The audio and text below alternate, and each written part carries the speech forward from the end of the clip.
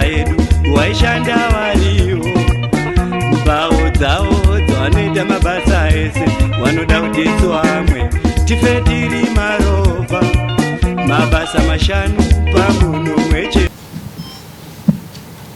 Yes. Thank you, Chief Secretary.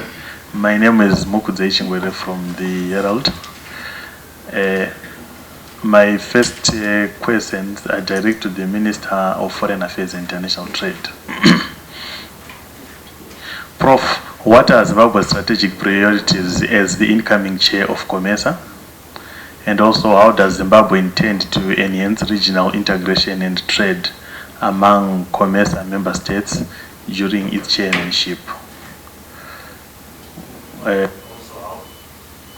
How will Zimbabwe utilize its chairmanship to address conflicts and promote peace in COMESA region?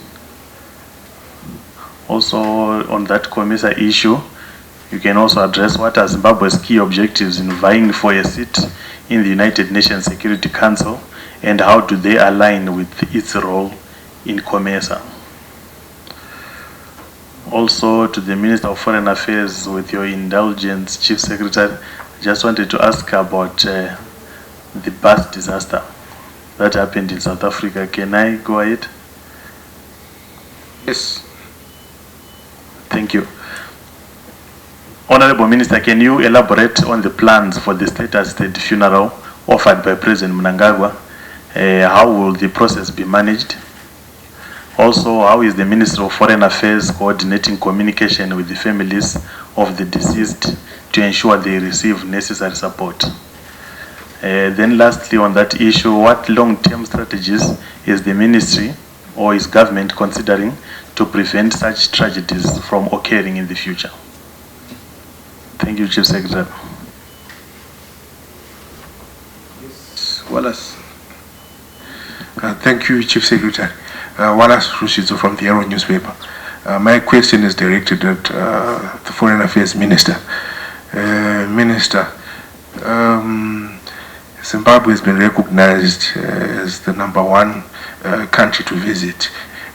What does this speak to in terms of Zimbabwe's increasing appeal on the global stage? Thank you. Over to you, Honorable Minister. Thank you, Chief Secretary. All the 7 questions to the Minister of Foreign Affairs. Honorable Murwiri, you can respond in terms of COMESA, in terms of the bus disaster, in terms of the Forbes report. Over to you, Honorable. Thank you very much, Chair. Thank you very much, Chair. Thank you, Mukudze, for the question. First of all, in terms of COMESA, Zimbabwe's strategic priorities are to make this country sovereign, free, and independent. It can only be achieved when we do focus on prosperity of our people. And prosperity necessarily comes from trade, production and trade. Going to our constitution, you shall see that section 12 subsection 2 of our constitution directs this country to be pan-African and be woven within the African system. So by going to COMESA, our strategic objectives are basically to meet our constitutional obligation based first on the prosperity of this country, which is the imperative of the government and the people of this country to be prosperous and live happy and fulfilling lives. Number 2, we do that through integrating into Africa, because we have the neighborhood first principle, which means first of all, we must be African before anything else. So these are the strategic imperatives. And for us to be able to achieve this prosperity, this region, this COMESA region, building into the Africa and the African Union, must be peaceful, because peace is the foundation for everything else. from economic development, production, trade, and all other things are based on peace and security. So this pillar is very important. Now, Zimbabwe, through His Excellency the President Dr. E.D. Mnangagwa, has had a lot of experience in mediating conflicts. And just to say, the latest conflict is the eastern part of the DRC, where His Excellency the President, as chairman of SADC and in his own right as an African statesman, devised a new method of solving conflicts in Africa. As we say, absence of exchange of fire does not mean peace. Peace is achieved through addressing root causes of conflict.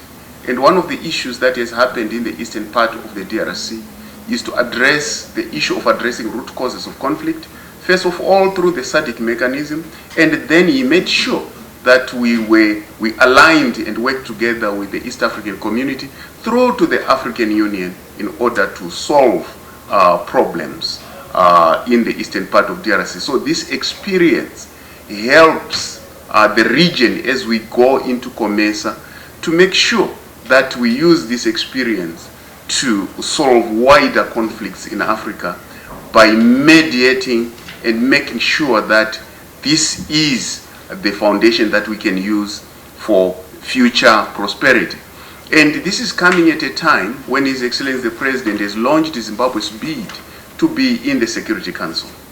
The Security Council is the main part of the architecture of peace in this world. And being part of the Security Council, Zimbabwe was already part of the Security Council in the 80s and in the early 90s. But now going back 30 years after, we are going back more mature, more experienced, and we think we can use this experience in the Security Council to further the objectives of COMESA, further the objectives of SADC, and further the objectives of the African Union, which is silencing guns and making sure that we manufacture and foster prosperity for our people. There has been too much conflict in Africa, but we think by the approach that was adopted by His Excellency the President and his colleagues of addressing root causes, we'll be able to achieve peace, therefore development in the COMESA region. COMESA is half of Africa's population, about 700 million people across 21 countries. And it's one of the biggest trading regions and successful trading regions or blocks in Africa.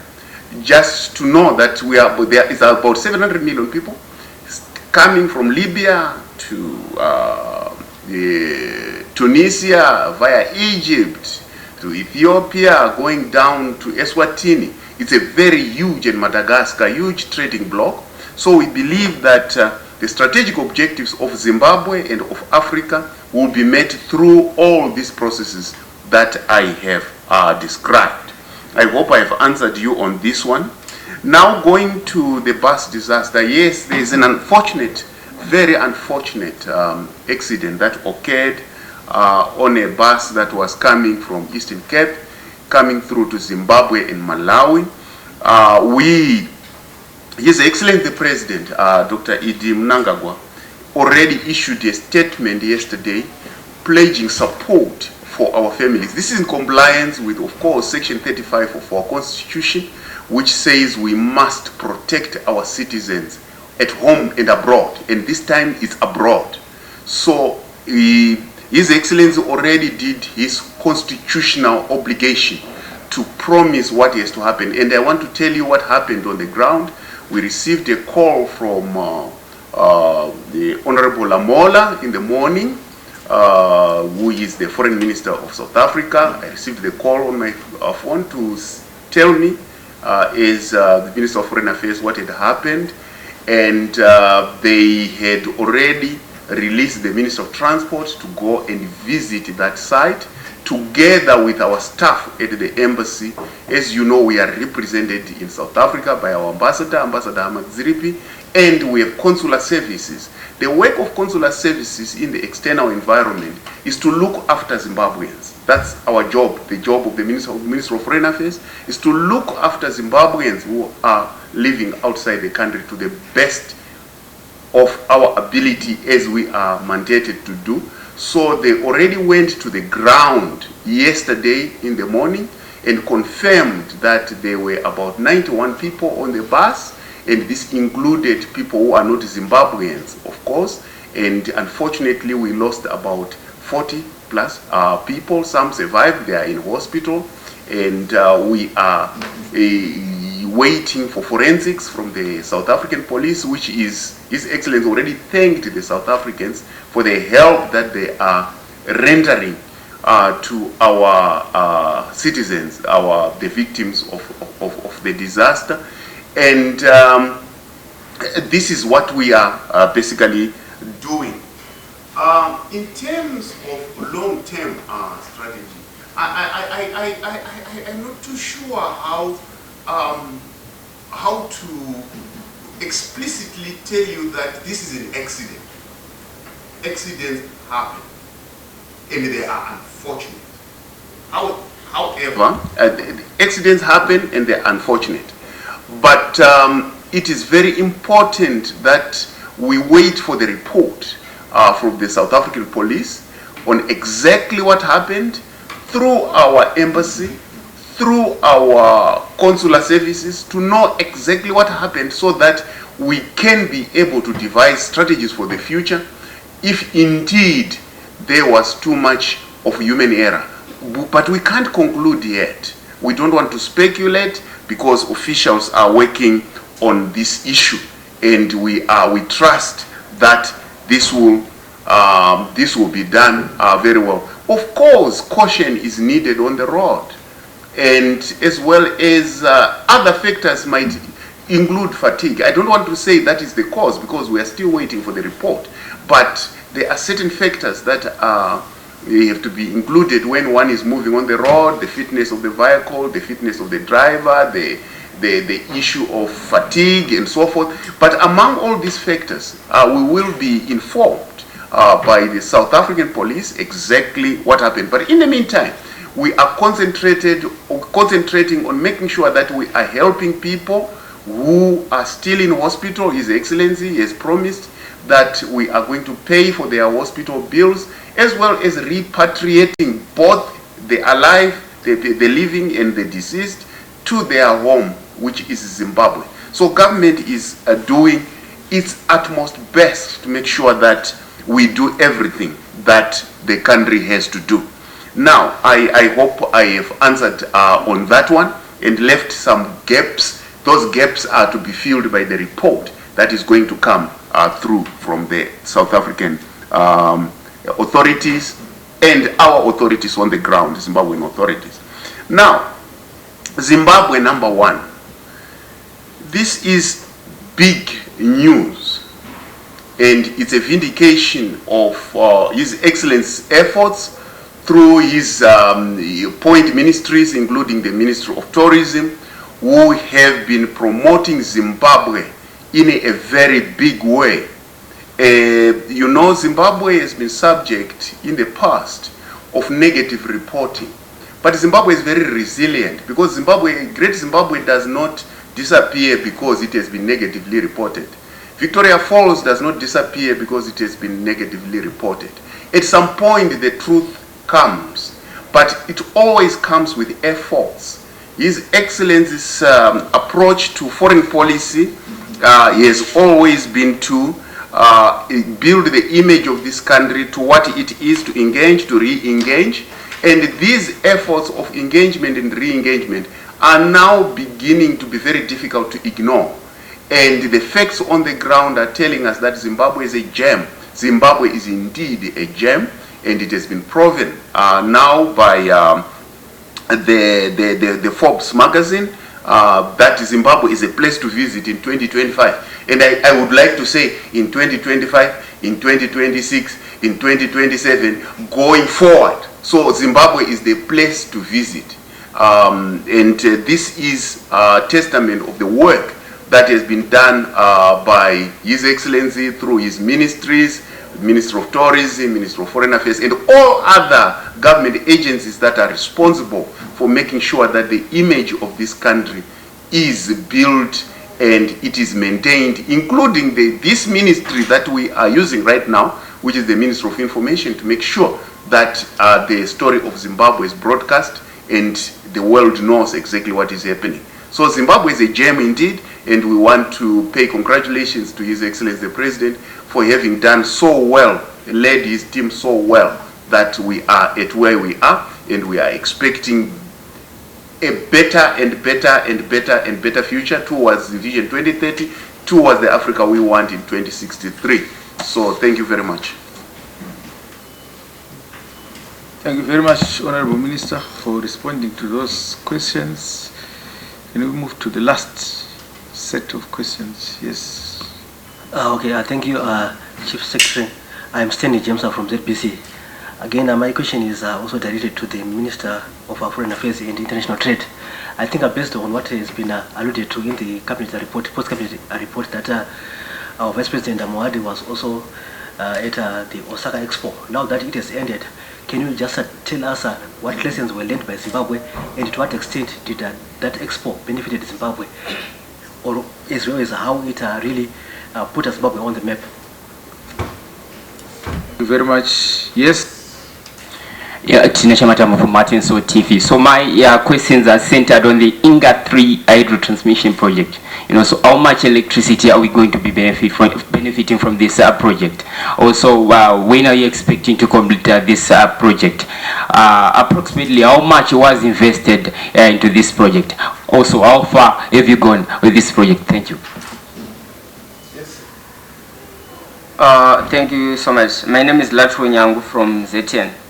My question is directed to ICT Minister. Following this approval of the National Intelligence Strategy, what tangible low-hanging deliveries can we expect in the short to medium term? Thank you very much. Over to you, Minister. Okay. The first question is, what are the benefits in terms of the Osaka Expo? Over to you, Professor Mruira. Thank you very much, Honorable Chair. Indeed, our Honorable Vice President visited Osaka, but the main point is that now that it ended, Stanley James, what are the lessons learned? I would also want to add, what did people learn from Zimbabwe? Because sometimes people think that this country is always has to learn from someone. No, we make people learn because we are very good as a country. And one thing that we made them learn was how to do an exposition, because we won in Osaka. And just to add to that, in order to bolster my point, last week we went again for another expo, Zimtrade, because that's our exposition platform, which is Zimtrade. We won in Botswana last week. When we went to Algeria in September, we won again. When we went to Zambia in July, we won. And when we went to Rwanda I think it was in July again, we won. When we went to Egypt, we won.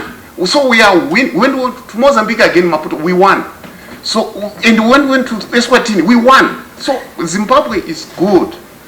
And we are doing well as a country under the leadership of His Excellency the President, Dr. Idi Mnangagwa. So this is just to contextualize that Zimbabwe is also learning how to improve exposing the country to international visitors. That's why we are the best country to visit in 2025. But one thing which is very important is to say, for Zimbabwe to be able to trade, it must expose itself. It must attend these expos, because people should be able to see Zimbabwe in order to understand and come to Zimbabwe. And trade is one of the main components of an economy. This economy can only grow very well through trade. And this is one of the strategic benefits that we got from Osaka. His Excellency the President visited Osaka in July for our National Day. And during that National Day, it showed, in the Business Expo, it really showed that Zimbabwe cannot be underestimated.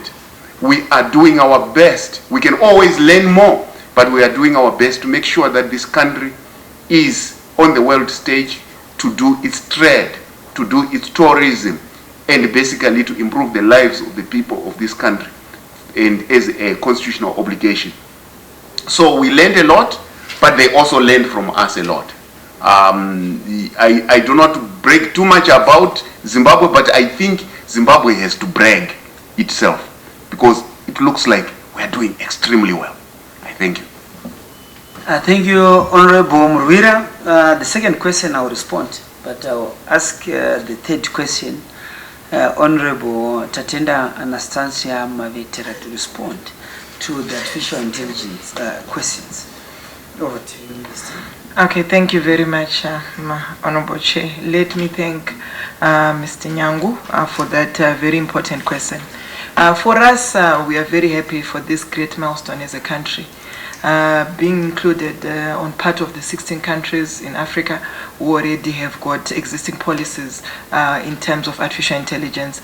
The low-hanging fruits, as a country, we feel there is great need. We have got a resource of intellectual capacity, which is quite advanced from our young people, and that is one of the greatest hanging fruits that we have. When you look at it, we have got a program which we're going to be launching, which is called Pangolin Haka.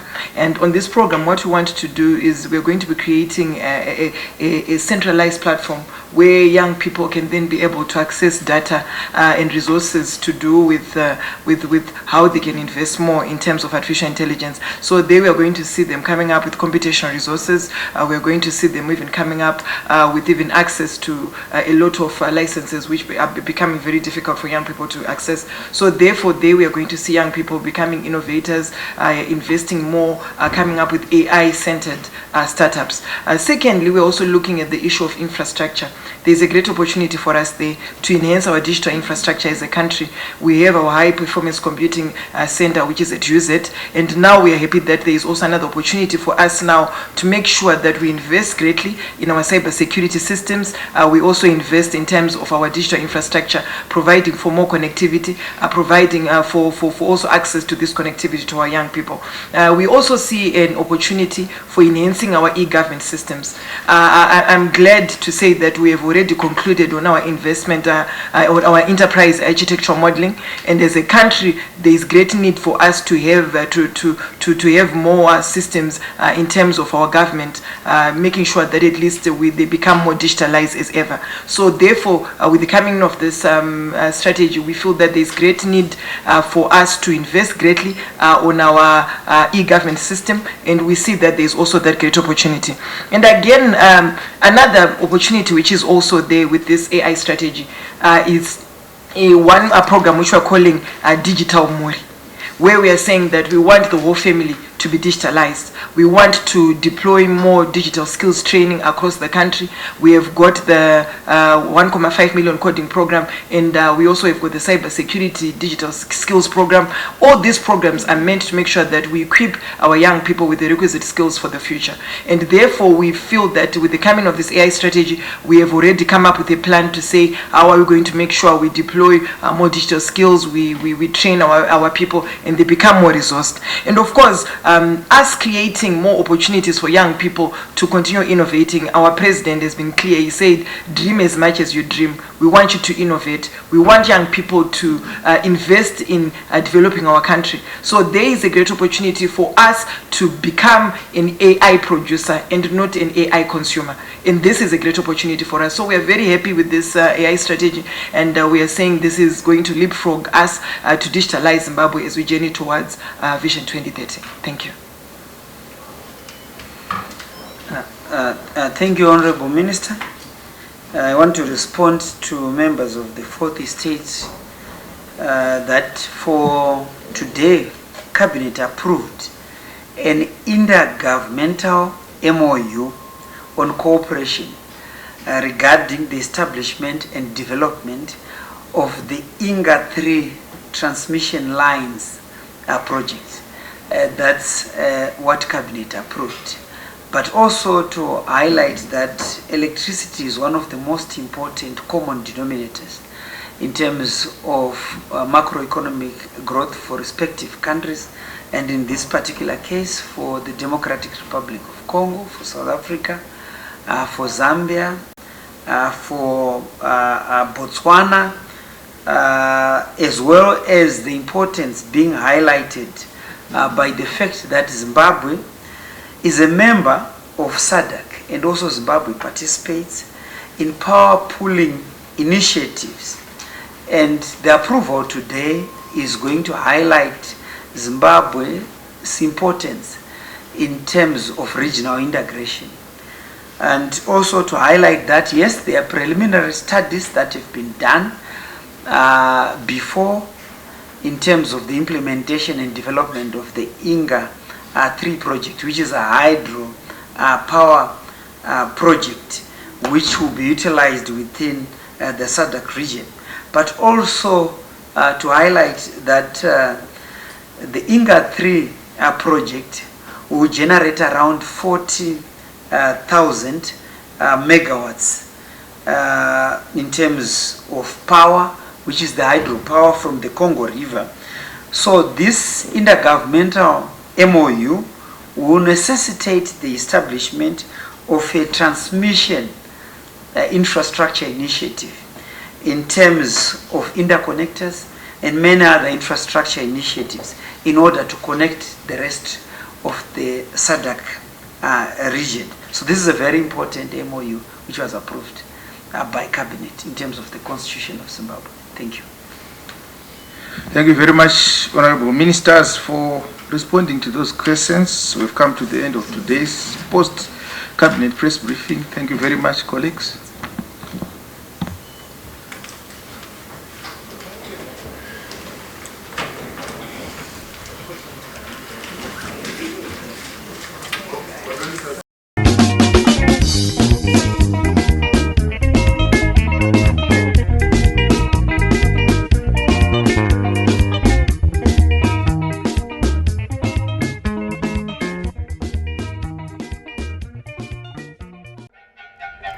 Thank you.